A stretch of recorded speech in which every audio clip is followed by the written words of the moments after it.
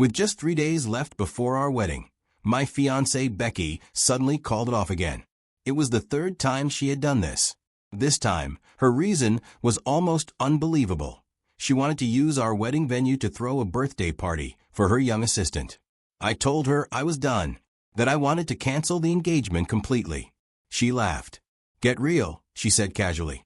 "Isn't your family counting on us to save you? Your family situation is terrible right now. Who else would even want you besides me?" She was so confident I'd never marry anyone else. 3 days later, Becky was downstairs celebrating William's birthday. And upstairs, I was getting married to another woman. When Becky came up with William, their arms linked, carrying drinks, laughing, she planned to join the celebration. Instead, she froze. I was standing there in a groom's outfit. The most successful businesswoman in our city completely lost her composure. "Alex, you're useless," she snapped. "You let a golden opportunity slip away." Then my father slapped me across the face. The sting burned, but strangely, my heart was calm. "Becky has already moved on," I said quietly. "Dad, depending on her family for our future was never a long-term plan anyway." "What choice do we have?" my father sighed, suddenly looking 10 years older. "Without her family, we'll go bankrupt." My mother added helplessly, "We'll think of something else. If we can't, then we'll just have to accept our fate." I felt guilty, but at that point, there was nothing else I could do. The strange thing is, I've known Becky for 20 years. We grew up together. Back in middle school, when bullies harassed her, I picked up a brick and chased them off. I got hurt. She held my injured arm, crying, and said, "Alex, you're so good to me. When I grow up, I'll definitely marry you." 5 years apart later, when she returned from studying abroad, she was already a grown woman. She grabbed my hand playfully and smiled. "I'm all grown up now. Are you ready to marry me?" My heart raced as I looked into her eyes. "I'm ready," I said seriously. "I can marry you anytime." But after that, she kept avoiding our wedding. When I was 23, just 10 days before our wedding, she suddenly flew to Hawaii alone for 6 months. At 24, on our wedding day, she had an argument at work and refused to come, leaving me standing alone at the altar. I kept telling myself she just wasn't ready. That one day we'd get married. Until this time, when my family faced bankruptcy because of a bad investment, and only an alliance with her family could save us. And even then, she still chose her assistant's birthday over our wedding. William went to the same school as me. One day, he asked if I could help him find a job.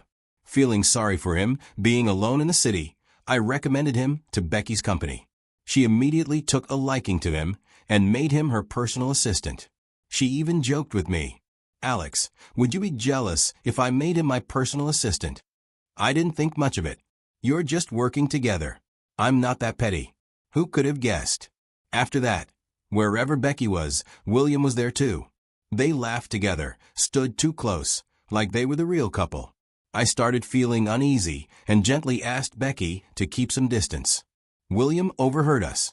He looked pale and pitiful. "I don't have any improper thoughts about Becky. I just admire her." "Alex, is that really wrong?" I hesitated, about to respond, when Becky snapped. "How could you be so vile? Look how you scared William. Apologize." Under her pressure, I apologized. But as I did, I clearly saw the smirk on William's face. 5 days before our third scheduled wedding, Becky did it again. 2 days later, at a social gathering we were supposed to attend together, Becky showed up with William. People whispered, "Isn't Becky marrying Alex?" So what? Even married people can divorce. Looks like the son-in-law is changing. Did you see Alex's face? Like he swallowed a fly. I pushed through the crowd and punched William. The next second, Becky slapped me.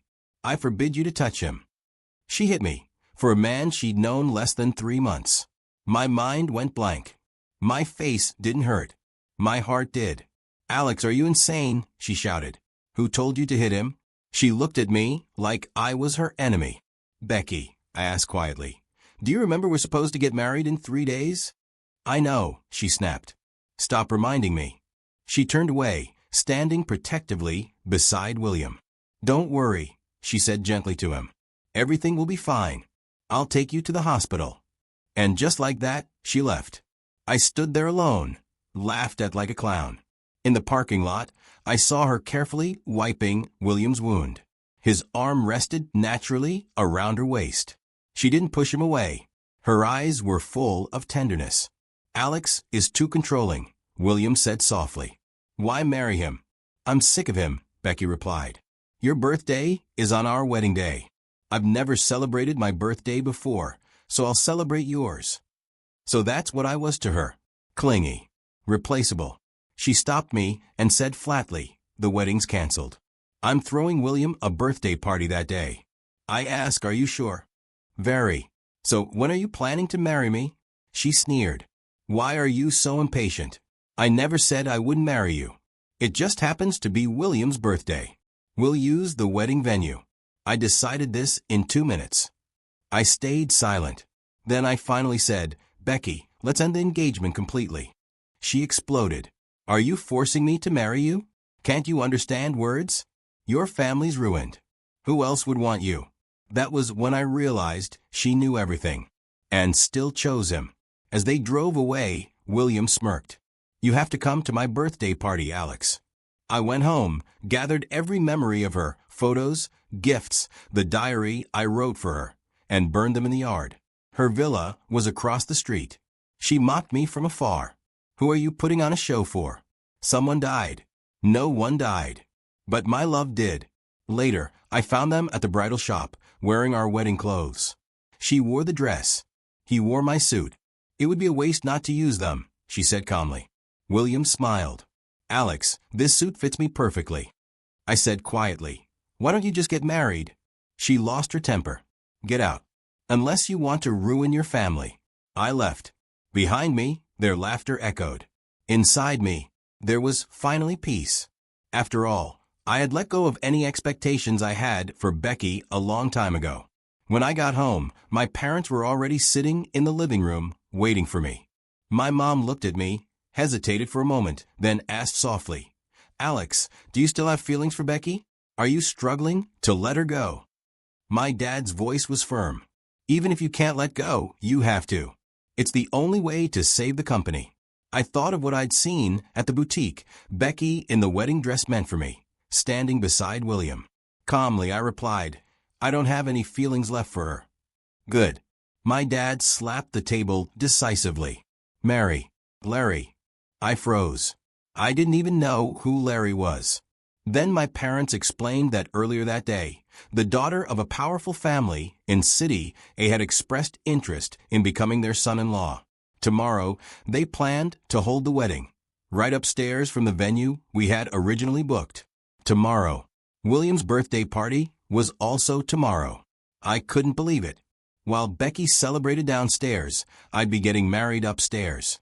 "If you don't want to do this, we won't force you," my mom said gently, watching me with concern.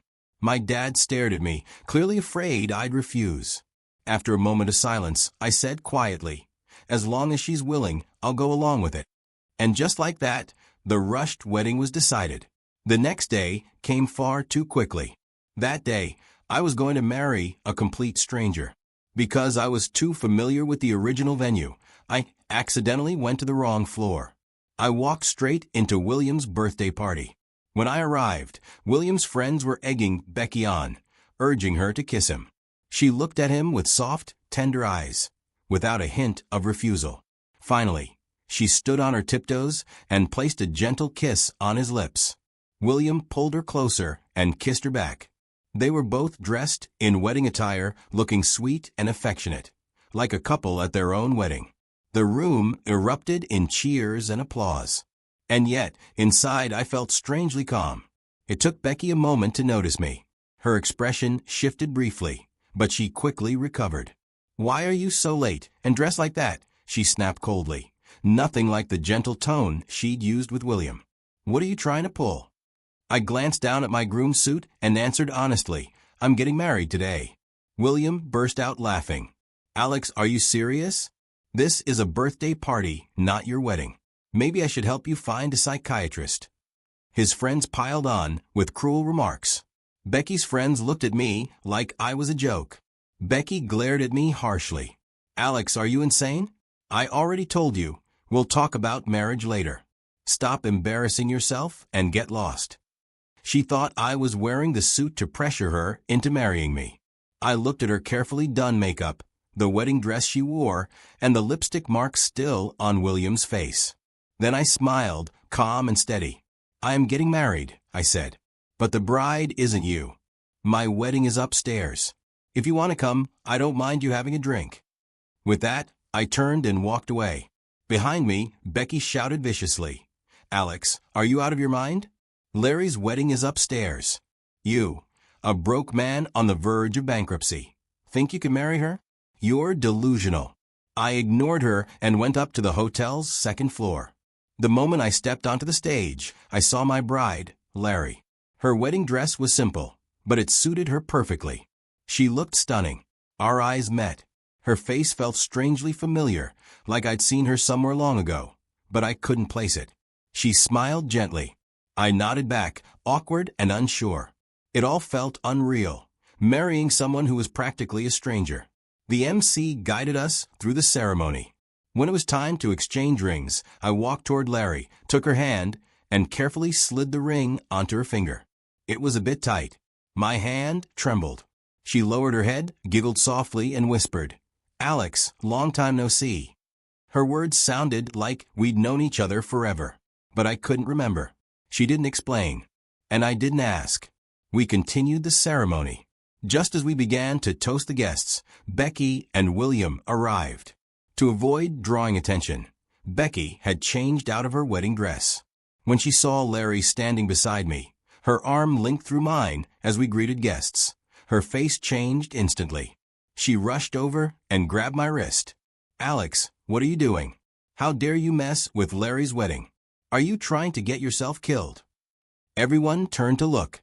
They all knew about our messy history and waited eagerly to see how it would unfold. I pulled my hand away. Becky, if you're here to congratulate us, find a seat. Don't disrupt my wedding with Larry. She hesitated, then laughed. This is a joke, right? You? With Larry. Larry spoke calmly, her voice sharp and controlled. Ma'am, please show some respect to my husband. If you don't, security will escort you out. Even Larry was playing her role perfectly. Becky looked confused, still reaching for my hand. She tried to drag me away, just as security stepped in. Let go of me, Alex, she yelled. Is this how you treat your fiancé? Aren't you afraid my family will destroy yours in S-City? Same threat. Same weak leverage. I sighed, disappointed but calm. We already broke off the engagement. Remember? This is my wedding with Larry. Calm down. Larry tightened her grip on my arm and stared at Becky flatly. If you touch him, you're touching me. And you should understand the consequences for your family. Becky didn't seem to hear her. She stared only at me. Alex, you're leaving me? You said you'd marry me. Did you forget? Before I could answer, Larry stepped forward. Becky, seriously, she said. Alex waited years for you. How could you treat him like that? Someone who cherishes him will protect his heart now. Go find your toy boy. You don't deserve him. I was shocked. How did Larry know so much about me? But at that moment, all I cared about was that she was willing to help my family. William tried to pull Becky away. She shoved him aside without even looking at him, like he no longer mattered. She clung to my hand. Alex, I'm sorry, she cried. Let's get married right now. I promise I won't run away again. Please. I was confused. Why did she suddenly care? But it didn't matter anymore. I pulled my hand back and held Larry's tightly, our fingers interlocked. Whatever you're saying, I said firmly, I'm not interested. Larry is my wife. This is our wedding. Please leave. No, Becky screamed. Don't leave me like this. Ignoring her cries, security dragged her away. Larry squeezed my hand gently. Alex, she's the woman you loved for so long. She's willing to marry you now. Are you sure you want to let her go? I turned to Larry, surprised by the emotion in her eyes. Looking into them, I said nervously, You're the one who saved me from my cage. Since we've already had a wedding, you're the love of my life now. Larry, will you be my wife? Her cheeks flushed red. She nodded earnestly. Even though we were already married, we barely knew each other. That night, nothing happened. She simply held my hand and asked gently, "Should we go register our marriage tomorrow? Or do you want some time to think?" Her respect caught me off guard. I smiled. "Let's do it your way." Her eyes lit up. "Okay, then let's go to the Civil Affairs Bureau tomorrow." Somehow, Becky found out. The next day, when Larry and I arrived, Becky was already waiting outside. When she saw us, she rushed over. "I won't let you register with her," she shouted. "You promised to marry me. Are you backing out?" I stepped in front of Larry, shielding her. I looked at Becky coldly. "Becky, haven't you broken your promises plenty of times already? Can you stop causing trouble?" "But you always indulged me," she cried. "Just one more time, Alex." I brought all my documents. "We can register right now." She reached for my hand. I dodged. "Stop being disgusting," I said flatly. "I have no feelings left for you. I'm not registering anything with you. Step aside." Her voice shook. "I don't believe it. We have over 20 years together. How could it just disappear? Are you doing this for the company? I can help too. I'll get your family big deals." I laughed, a bitter, angry sound. "You think our relationship was strong?" I asked. "Then why did you ruin our wedding for someone you barely knew? You even wore a wedding dress for his birthday. Doesn't that say everything?" She pointed at Larry. "And what about her? You never even dated. Do you really love her?" Holding Larry's hand tightly, I answered honestly. "I can't say how deeply I love my wife yet. But what I do know is that I thoroughly despise you. Now step aside." "I won't," she insisted. Then she fell silent. Larry stepped forward and slapped her hard. "Becky," she said coldly, "haven't you hurt Alex enough? Can you have some decency and leave him alone?" Becky stared at me bitterly. "You just stood there and let her hit me? You always protected me when we were young. Why not now?" "Because," I said quietly, "I finally have someone I need to protect." Taking Larry's hand, I walked past Becky. Behind us, her scream tore through the air. "Alex, don't go. Don't register with her." I didn't turn back. I rubbed Larry's hand gently. "Does it hurt?" When we walked out, legally married, Becky was gone. "Alex," Larry asked softly, "won't you regret marrying me? You waited for Becky for so long. You must have loved her deeply." Holding her hand, I said sincerely, "No. Once someone completely lets you down, you can't imagine growing old with them anymore." Then I asked, unable to hold it in, "But why did you choose me?" Larry puffed her cheeks, pretending to be angry. "You really don't remember? We met in middle school." "I was just too ordinary back then," Larry said softly. "You only had eyes for Becky." Her words hit something deep inside me. All at once, I remembered. There had been a small, skinny girl back then. Someone who always came up to me asking questions, flashing a shy, sweet smile. Then one summer, she disappeared completely. Now it made sense. That girl was Larry. I hadn't recognized her because that petite, quiet girl had grown into this confident, radiant woman standing in front of me. Feeling embarrassed, I admitted honestly, I was so foolish back then. I treated Becky like my only friend and ignored so many people around me. "But you saved me, Alex," Larry said gently. "Do you remember when those bullies were picking on me, and you chased them away with a stick?" I nodded slowly. "Ever since then, I decided you were my hero," she continued. "I wanted to be your best friend, but I had to transfer schools." She smiled softly. "That's all in the past now. I'm with my savior." Then she wrapped her arms around me gently. "I really like you, Alex." It struck me then how two girls I once helped had ended up playing such different roles in my life. Becky talked about marriage for years, only to waste our time and crush me again and again. Larry showed up when I needed her most and rescued me. Grateful beyond words, I hugged her back and promised sincerely, "I'll cherish your feelings and love you just as deeply." On the day Larry and I were leaving S-City, just as we stepped out of the hotel, William suddenly appeared and grabbed my arm. He looked miserable. The once young, handsome man now looked worn down and hollow-eyed. "Alex, please help me," he begged. "Becky's gone crazy. She got me fired, and she's taking back the house she bought for me. I'm completely homeless." I hadn't even known Becky bought him a house. Alex, help me find another job, William pleaded. I can work for you. His eyes shifted toward Larry.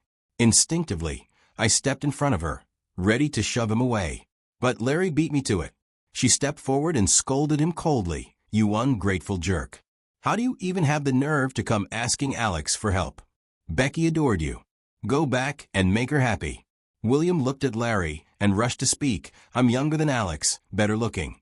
And I can be your dog, Miss Lynn. Want to think about it? I couldn't take it anymore. I punched him hard in the face. What a creep, Larry muttered beside me.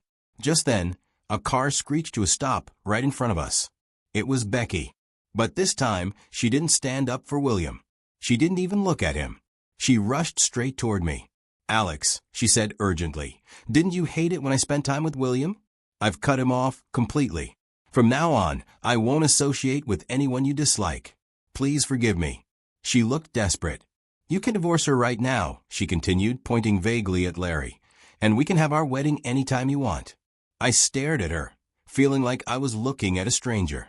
Becky, I said calmly, there's no going back for us. You know that. She looked completely unhinged. This was the woman who had abandoned me at the altar, again and again.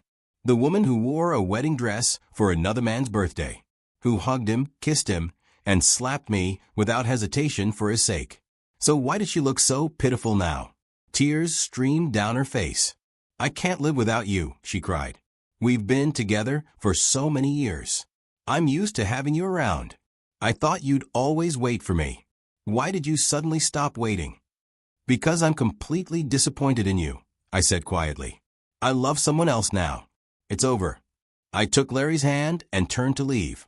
Becky blocked our way and glared at Larry before snapping at me. I know what's going on. You're marrying her to rely on her family.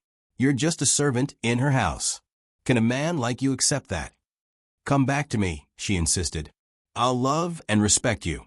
Larry cut in calmly. Don't worry. I'll give Alex the respect he deserves. I'm not like you, hurting someone and then obsessing over them afterward. Becky's face turned pale. She clung to her last shred of hope and called my name one final time. We're done, Becky, I said firmly. Let's go our separate ways. We shouldn't see each other again. Without looking back, I walked away with Larry, ignoring Becky's cries and breakdown behind us. Everything with her was over. I was starting a new life. Even after becoming husband and wife, Larry always respected me. She joined her family's company, worked hard, and quickly proved her ability. Our relationship deepened rapidly, growing warmer and more intimate with each passing day. I was grateful for fate, for our reunion, and most of all for Larry. Without her, I might still be trapped in the cage Becky built for me. As for Becky, I heard she ran into trouble after making several poor decisions. After leaving S-City, a classmate told me about William. He'd been caught cheating with a rich woman by her husband and was beaten badly. His leg was broken, and he couldn't walk. Someone even saw him begging on the streets. I didn't care. I ignored Becky completely, and she eventually stopped contacting me too. 3 years later, I accidentally came across one of her videos online. She was wearing that same wedding dress, looking exhausted, as if she'd aged several years. The caption read, "A wedding for one, waiting for someone who won't come." I shook my head, reported the video as inappropriate, and blocked her account. I didn't want to see anything related to her ever again. "Hubby, come wipe the baby's tush," a voice called out. Larry's voice. I hurried over, gently picked up our 2-year-old, and carefully wiped them clean. Larry smiled warmly and kissed my forehead. I kissed her back. Our child giggled between us. Some people stay stuck. Some people move on. For the rest of my life, I will cherish the ones who chose me back.